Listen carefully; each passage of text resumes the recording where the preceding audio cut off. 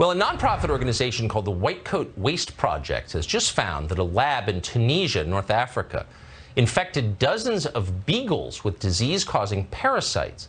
This research was funded by Tony Fauci's NIH, which sent a $375,000 grant to the lab. Now, according to this nonprofit, the money went to, quote, drugging beagles, locking their heads in mesh cages filled with hungry sandflies so that the insects could eat them alive. That's disgusting, and the people who funded it should be submitted to that. See how they like it. By the way, the Washington Post today defended it. A columnist there called Dana Milbank, will defend literally anything. Apparently his lot came up, and it was his job to take one for the team. So he wrote a straight-faced piece saying complaining about this is somehow immoral. They'll defend anything. Kathy Guillermo is Senior Vice President at PETA. She joins us tonight. Kathy, thanks so much for coming on. Well, look, this is so offensive that it's hard even to talk about it on TV. But I want to leave open the possibility that maybe there's some reason that we had to torture dogs to death. Give us your view.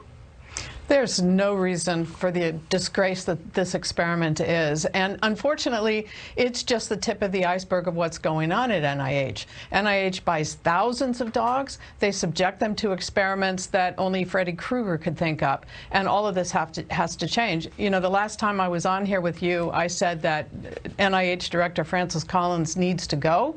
And fortunately, yes, since then, he's announced his resignation. Now the rest of the NIH directors need to go too. Well, that's exactly right. I mean, my sense from reading a lot about this is that many of these torture sessions, they're not even experiments, it's just torturing animals who love us and can't help themselves. This is driven by funding. So there's money available, so the experiment takes place, but it doesn't necessarily help science or any people. It's just they need to spend the money. That's what we know, and they spend about $19 billion of it every year on animal experiments, even though we know that these experiments are not going to find cures and treatments for human beings.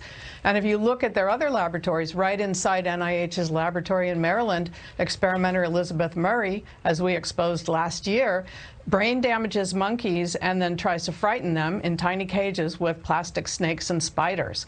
This kind of experimentation goes on all the time. If you look at the Primate Center at University of Washington, they're full-body irradiating monkeys, destroying their immune system completely. And we're all paying for this. There's no reason to do it. It needs to stop. I feel sick just hearing these stories. Why would anybody, you see people reflexively defend this stuff. Oh, it's science. It's cruelty. It's not science. But why would anyone defend this? Defending the status quo seems to be the default position of some people, unfortunately. Yeah, that's but right. That's not how we progress as a society. And we have to get NIH to come to terms with this and remember that their constituency is not the animal experimenters. NIH's constituency is the American public. Defending the status quo seems to be the default position for a lot of people. Boy, I don't think I could have put it better than that. Thank you for saying that. That's exactly right. Kathy Guillermo of PETA, thank you. Thank you.